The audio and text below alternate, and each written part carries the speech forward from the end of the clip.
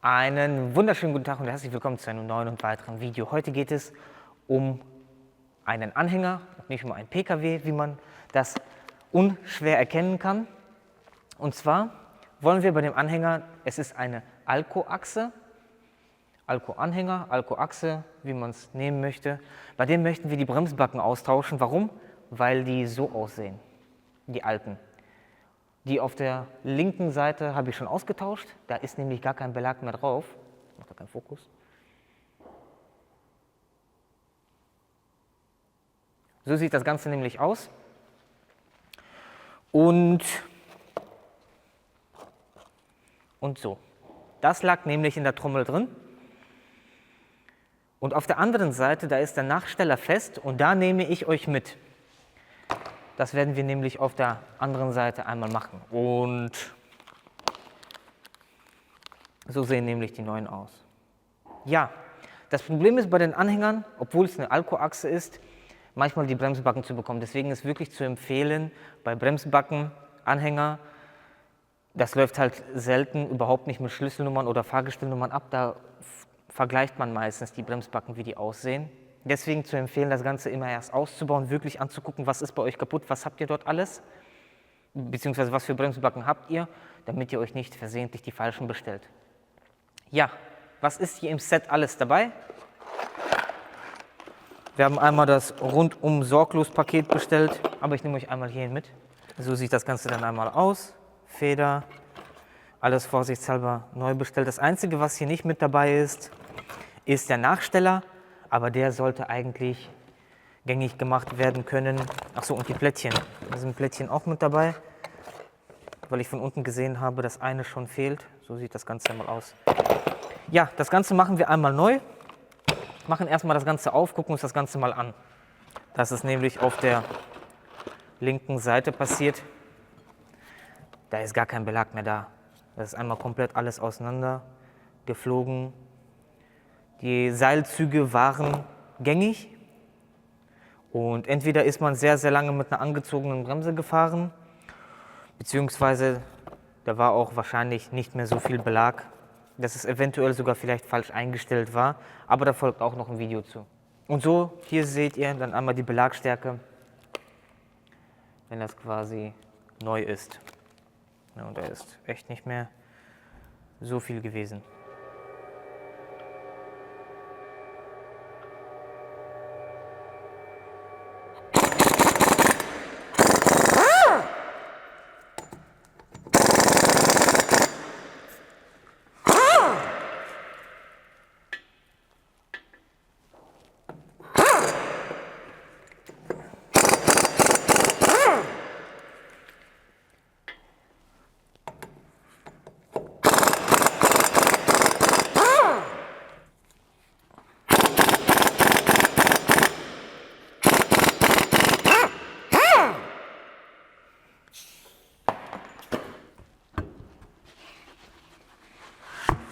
Wenn ihr die Bremstrommel ausbauen möchtet, ist es wichtig, dass ihr den Nachsteller löst, weil die Backen sind ja jetzt quasi vorgespannt und wir müssen die jetzt quasi einmal entspannen, damit wir die Trommel über die Backen bekommen.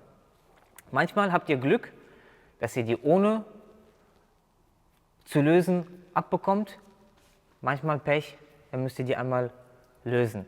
Das Problem, was wir hier haben, der Nachsteller sitzt so bombenfest, dass wir den so gar nicht gelöst bekommen. Deswegen hoffe ich, hier sieht man, der ist so fest.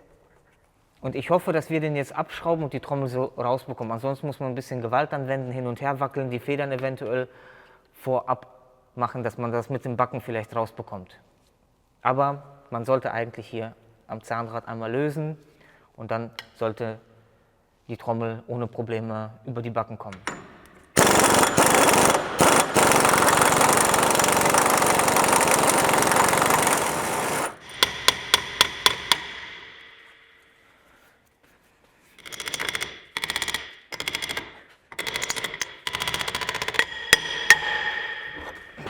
Ja, und so sieht das Ganze aus.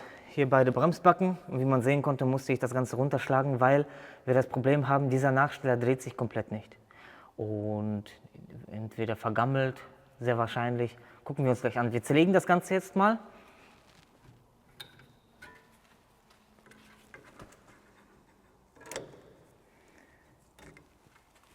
Und zwar auf der Rückseite sieht das wie folgt aus. Das ist dann einmal quasi das Plättchen hinten. Dann drückt ihr das da quasi so einmal rein, damit ihr dann das Plättchen abmachen könnt. Dann könnt ihr das Plättchen abmachen und die Feder rausmachen. So ist das Ganze da einmal konstruiert. Das gleiche auf der anderen Seite. Da ist es etwas komplizierter, weil man hinten die Achse einmal hat, die einen stört, aber es funktioniert.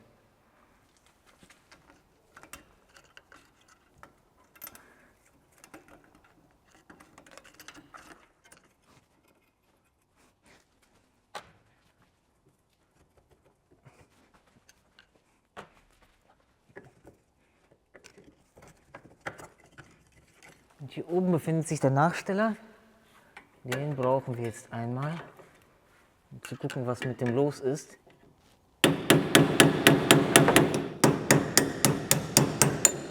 So. Also, der Nachsteller darf auf gar keinen Fall so fest sitzen, wie er jetzt gerade saß. Das müssen wir jetzt alles gängig machen. Er soll hier normalerweise, dieses Zahnrad soll sich hier ganz leicht hier drin drehen lassen. Das muss hier ganz lose drin sitzen. Wir machen das einmal richtig sauber und dann zeige ich euch das mal. Und hier könnt ihr dann einmal sehen, wie vergammelt der ist. Das Ganze müssen wir jetzt einmal alles abschleifen, damit das richtig schön da reinflutscht und gängig ist und sich das Zahnrad auch überhaupt drehen kann. Das bedeutet also quasi hier drinnen mit Schleifpapier einmal alles sauber machen und hier von außen. Und jetzt könnt ihr euch das Ganze einmal angucken. Das Ganze muss hier so richtig schön gängig sein. Das Zahnrad muss sich richtig schön drehen können. Das Ganze hier richtig gut schön einfetten. Ich habe das Ganze jetzt auch schon sauber gemacht gehabt. Das ist jetzt noch ein bisschen Fett, was runterläuft. Das Ganze richtig schön einfetten. Kauflink unten in der Videobeschreibung. Und so, wenn wir das hier jetzt drin haben und hier an diesem Zahnrad drehen, dann muss ich das Ganze von hier hinten richtig schön drehen lassen.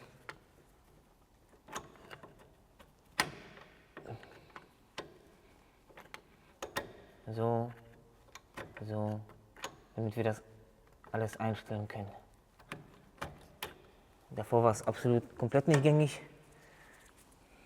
Und Schlitz hier gerade haben, also quasi, dass er nach unten zeigt, weil die Bremsbacke hier dann anliegt. So, wichtig ist es natürlich auch darauf zu achten, dass das Seil bei euch gängig ist. Das heißt, wenn ihr das hier bewegt, sich das bei euch da an der Achse auch hin und her bewegt, Moment, sich das Seil hier auch hin und her bewegt. Das ist ganz, ganz wichtig, weil es bringt nichts, neue Backen einzubauen. Die brennen euch dann nämlich komplett weg. Den machen wir natürlich auch, darauf achten, dass der gängig ist. Natürlich auch wieder richtig rum einbauen, das Ganze schön gängig ist, das Ganze schön abschmieren. Hier die ganzen Stellen, wo die Backen anliegen, das Ganze kann man hier auch so ein bisschen anfetten.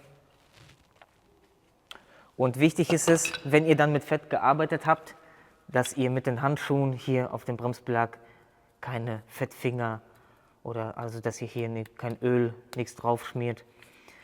Und wichtig ist, falls ihr da was drauf macht, dann mit Schleifpapier runterschleifen. Aber das werden wir gleich alles angesetzt haben. So, ich habe das dann erstmal so vorgebaut. Und dann setze ich das Ganze hier einmal an.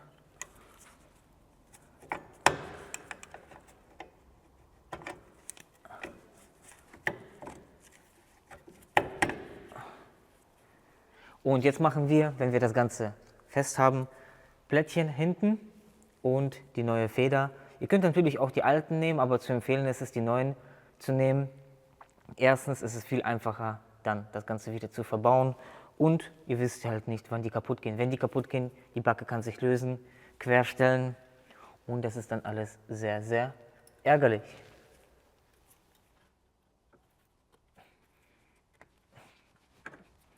Und dann noch einmal schön ausrichten,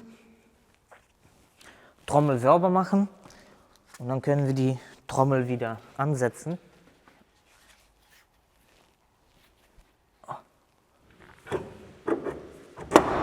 So, das muss nämlich richtig schön leichtgängig drauf gehen, nicht mit Gewalt. Falls es mal bei euch jetzt nicht drauf geht, dann habt ihr entweder ein Problem, dass das Seil Weil wenn ihr den Nachsteller komplett lose habt, dann kann es nur noch sein, dass das Seil bei euch einfach zu kurz ist. Entweder Stange verbogen, Seile fest oder das Seil wurde falsch eingestellt und dadurch ist er halt zu stramm. Das muss nämlich richtig schön gleichgängig sein. Dann können wir die Mutter, wichtig, die bekommt 280 bis 300 Newtonmeter und anschließend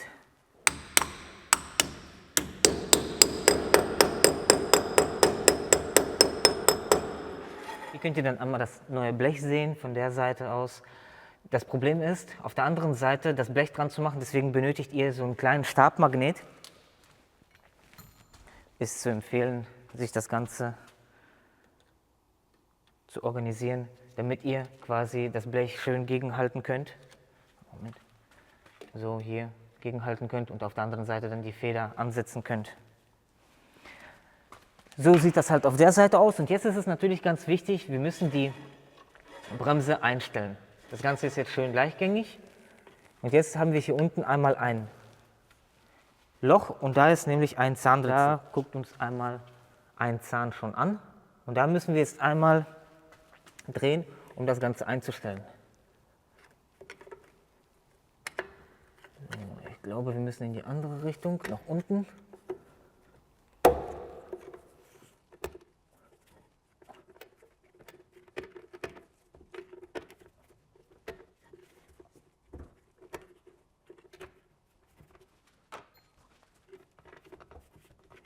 Und wenn ihr das jetzt fest habt und die Trommel sich nicht dreht, dann mache ich das immer um einen Zahn lösen. So, das sollte dann ausreichen. Das muss sich richtig schön drehen. Ja Leute, und so könnte das circa aussehen, wenn man bei einem Anhänger die Bremsen wechseln möchte. Ihr könnt ja mal gerne unten in die Kommentare schreiben, was ihr für Anhänger, Achsen habt.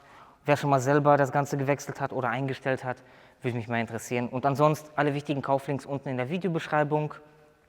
Und ja, wenn euch das Video gefallen hat, lasst einen Daumen da, lasst ein Abo da. Bis zum nächsten Mal. Tschüss!